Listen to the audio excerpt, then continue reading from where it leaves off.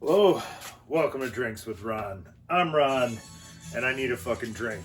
Look like shit, I feel like shit. It's been a shitty week. So I'm going to dedicate this episode to my buddy Dave. And in doing so, I'm going to have a big ass Busch Light. And I'm going to put it in the Three Moon Jesus because I think that would help my humors. You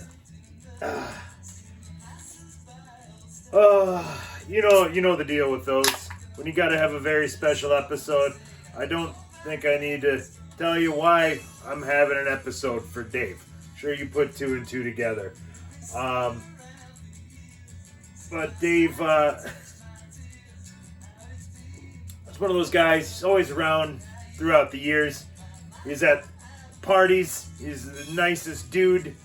And I know he was at the parties because with the tapes I have, a fucking laugh of his.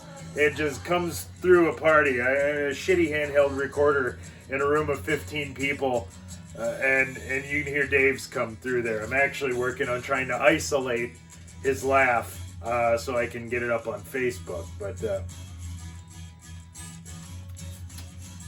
yeah, Dave, I'll wind you back. He's a few years younger than me, so I wasn't necessarily like in school with him. But my introduction to Dave came when I came back home for a visit one time, and the Faggers, friends of the show, are like, "You got it. You'll love Dave." And of course, you know, I'm always skeptical. I'm like, I don't know that I'm gonna like this guy. You think I'm gonna like, but sure, whatever.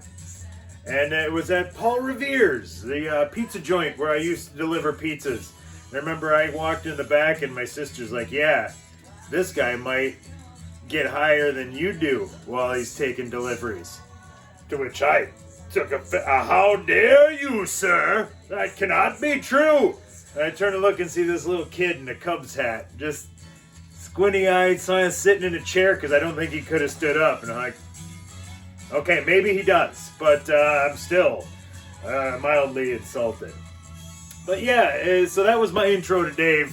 And then he was a Cubs fan. I was also a Cubs fan, so you instantly have a little bit of that bond. So I was like, okay, fine, I fucking like the guy. But Dave was a different cat. You know, I said I was coming into town to visit because all I wanted to do was get out of this place. Dave had his future mapped out, man. His parents had a farm. Dave was going to stick around here. He was going to buy the farm. He was going to farm. He was settle down, his girlfriend, the whole ordeal. Dave had it all mapped out, man. And not only that, but like I said, was wanting to stay here. And it's not something I hear from a lot of people in this area. But so I ended up moving to La Crosse. And I said Dave and I were both Cubs fans. And I said Dave had all these plans, but then fate intervenes. The Cubs, what was this, 02 or 03?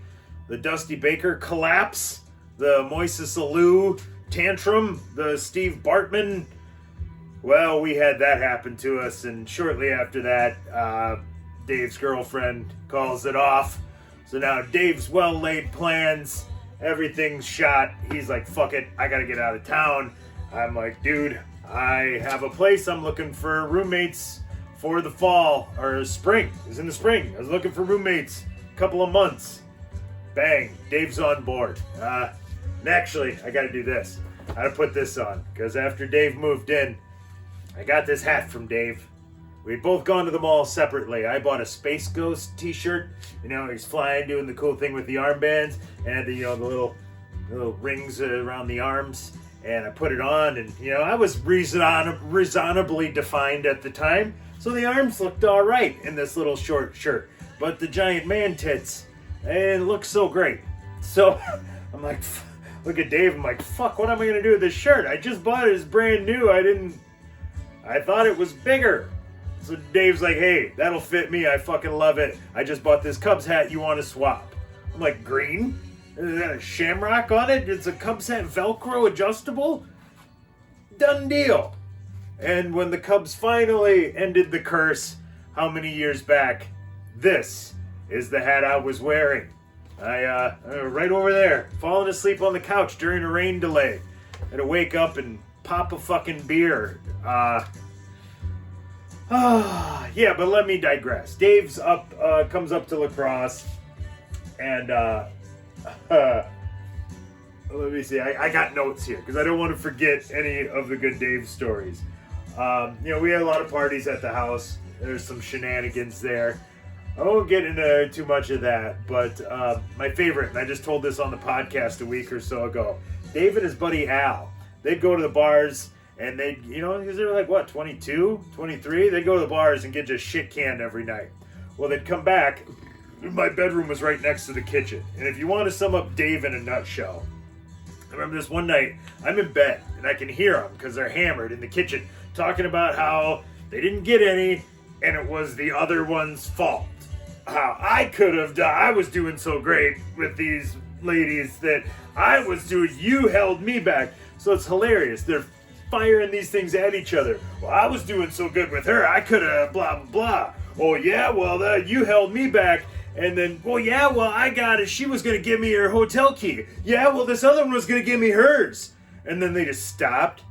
And it was like, you heard it click, like, what the fuck did we do? Like, we had two women offer us their hotel room keys, and we're in the kitchen arguing about how we could have. Oh my God, we could have. It was so Dave. It was so good. One of my favorites. Me and Dave, and like I said, I keep calling Dave a kid in this. He's only like 3 years younger than me, so he's not, But 22. So me and Dave go road tripping one afternoon. Might not even been afternoon. Sun was up. We're road tripping around La Crosse, these back roads, these small towns. So I'm guessing 1 or 2, we show up at some bar that's just on a highway, and we sit down, order beers. We get the beers, we start drinking. A couple minutes later, Dave looks down and like, fuck, my smokes are about gone. Can I get a pack of smokes? Blah, blah, blah. I need to see your ID. So Dave's like, oh shit, I don't have it. So she's like, I can't sell you the cigarettes. Me and Dave were just looking at each other as he's holding his beer. Yeah. So, why can't I have this? Well, if there's something undercover, or there's a cop, something, I can get in trouble. I remember looking at her and being like, lady, you gave him a beer. Do I have to spell this out? If we're taking you down, it's done. It's already happened. It's over. You might as well sell the kids some smokes. Like, fuck, you're not going to be in any more trouble if we were, like, I don't know. It took us 10, 12 minutes, but we finally convinced her to sell Babyface Dave a pack of smokes. I would have bought them, but it's literally, it's us two and this lady in a bar at like 1:30 in the afternoon on, it was during the week. It wasn't even a weekend. We used to have some fun. And one of my favorite things from La Crosse, if I had my old laptop or my old PC down here from many, many years ago, there used to be a JPEG floating around that hard drive, and if you were to look at it really close, because it's grainy and it's piss poor taken with a 2001 webcam, but what it looks like as a branch of what looks suspiciously like cannabis, like a small bush of cannabis, and then if you look close, you see what appears to be like one eye peering through a gap on a head, wearing a green hat. Yeah. There's this picture of an eyeball looking through a shrub of what appears to be cannabis. But I won't elaborate on that, but just let me tell you that Dave made that picture possible. But I will end throwing us in the Wayback Machine. Years before Dave moved up there, probably 3-4 years, I got Dave through an epic prom party. That's a small town, rural Wisconsin, out in the country. I told you Dave's parents had a farm. With a farm comes a giant machine shed.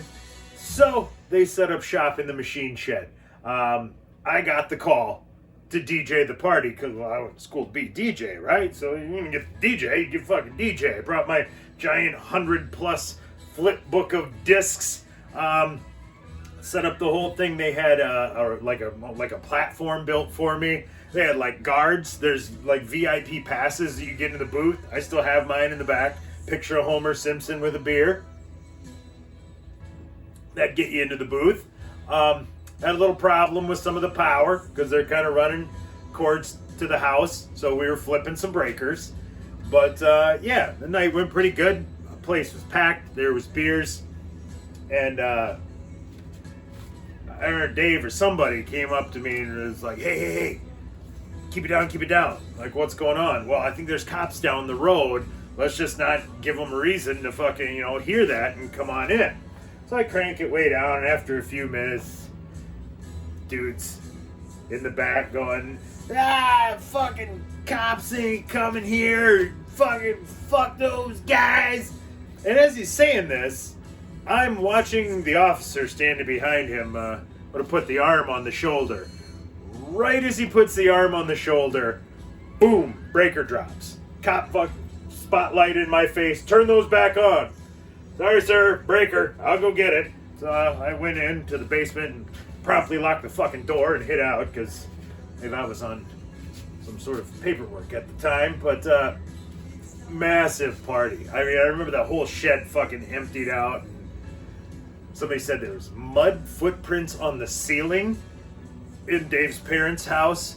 Remember the cops, everybody emptied out, and there was just a couple of guys who were of age, and another guy who had a fucked up knee and just had surgery and couldn't run. So they all just calmly stood there with beers and bullshitted with the cops, who were like, well, I guess you're 21, so we won't bother you. And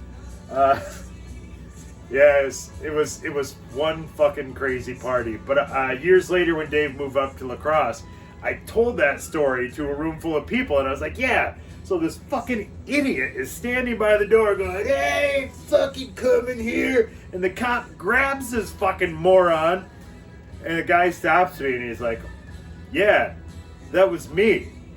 So, obviously me now, I've put my foot in my mouth, and I'm so embarrassed. So I say to him, you're a fucking idiot. You fucking idiot. Like, what the fuck were you thinking? And Dave, of course, dies laughing because Dave. But yeah, there's but one Dave, and I guess there isn't but one Dave anymore. So I guess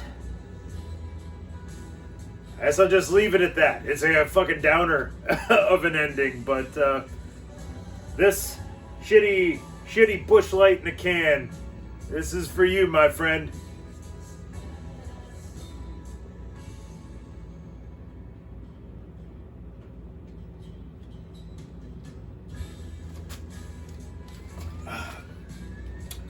Woo-wee! I hit the spot. So, for Drinks with Ron, I'm Ron. Signing off.